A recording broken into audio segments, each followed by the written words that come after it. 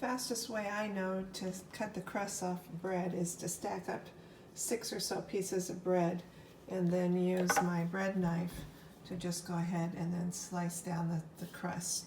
And really you're trying to get it to be square so that then it would fit into the pan nice and evenly and cover the whole bottom. And now sprinkle some of the cheese on top of that layer and then add the next layer of bread and repeat. So now we have the 2 layers of bread, onions, mushrooms, cheese on top of another layer of bread, onions, mushrooms, the Italian sausage and the cheese. And now it's just ready for me to mix up this egg mixture, which I have put in all the eggs with the Dijon mustard, the nutmeg, and the dry mustard.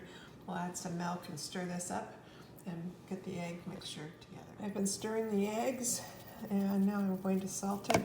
I have 13 eggs in here, so I can want to salt it as much as I would salt 13 eggs, but not overdo it. You can always add extra. Now the Tahoe Brunch is all assembled and we've got the eggs and milk and all of the spices in here, and we're going to pour it into casserole.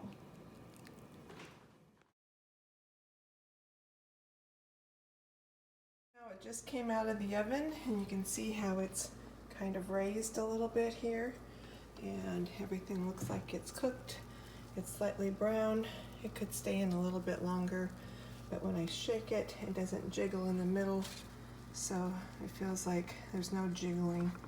So it feels like the center is nice and firm, so it looks like it's good. It will fall as it cools, but you need to let it sit here for 10 or 15 minutes before you cut and serve it.